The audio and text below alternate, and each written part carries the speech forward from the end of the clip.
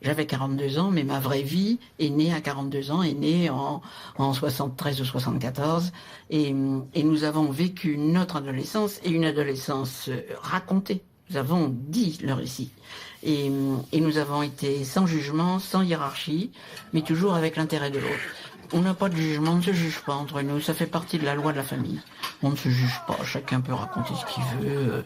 On est très très respectueux de la liberté de l'autre.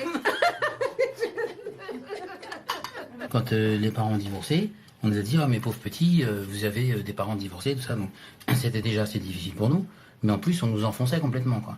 Et donc en plus après, Thérèse, c'était une dépravée, quoi. Donc non mais c'est vrai, il faut reconnaître, c'était vraiment une société régressive. Et aujourd'hui, je pense qu'on est passé quand même à travers tout ça. Et malgré tout, on peut vivre sa vie aujourd'hui, et il y a des possibilités. Mais c'est grâce à cette bagarre.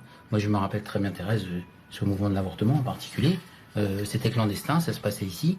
Voilà, il y avait des dizaines et des dizaines de filles qui sont passées ici, qui ont été avortées clandestinement.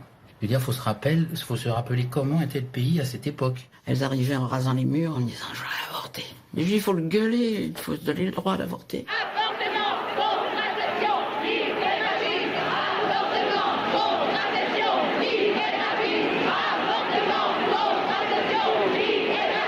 Sur cette table que vous voyez là, on a commencé tout de suite le mouvement pour la libération de l'avortement et de la contraception.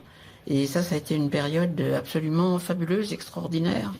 Parce que les garçons, j'avais 2 voisins délicieux qui m'avaient acheté un aspirateur Karman pour 85 francs, anciens francs, c'était pas cher. Et ils me l'avaient tripoté, ils avaient inversé je ne sais pas quoi techniquement. Ils m'avaient même mis un manomètre dessus, donc j'ai pu faire des avortements dans la tranquillité d'une technique au point. Sur l'avortement, est-ce que vous pouvez me dire ce que vous en pensez? Enfin, je pense que c'est très bien. Vous pensez qu'il faut faire les avortements? Oui. Au rez-de-chaussée, nous avions une gentille femme qui avait 50 ou 55 ans et qui pleurait d'une manière rédhibitoire. Elle pleurait son divorce. Elle était divorcée, c'était tellement terrible d'être divorcée. Et puis, un beau jour, elle m'a dit « Il y en a du monde qui vient chez toi, une brave, gentille femme. » Je lui ai dit « Écoute, Louisette, je vais te raconter ce qui se passe dans la maison. Voilà ce qui se passe. Il y a les femmes qui veulent avorter. Et nous, on a fait une cellule d'avortement clandestin. » Et elle m'a dit « Ah, c'est bien, moi j'ai avorté 2 fois. Et maintenant, je vous ferai des gâteaux. »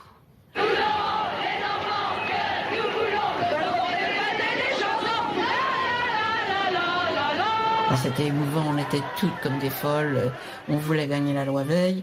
Il y avait toutes les vieilles de cette époque-là qui aujourd'hui leur est morte, disaient « Allez-y les filles, moi j'ai avorté 5 fois, 6 fois, allez-y les filles », elles disaient au bord du trottoir. Et il y avait une communauté de pensée à ce moment-là, il y avait un amour sororel extraordinaire parce que de génération en génération, le même scandale se reproduisait. Qu'est-ce que vous en pensez, madame? Qu'est-ce que vous en pensez? Moi, je pense qu'elles ont raison. Elles ont raison? Oui. J'avais été parfaite pendant 20 ans, je trouvais vraiment que ça durait, c'était très suffisant. Et à 42 ans, j'ai commencé avec mes 68 à faire bouger mes petites ailes et qui sont devenues démesurées, mes petites ailes.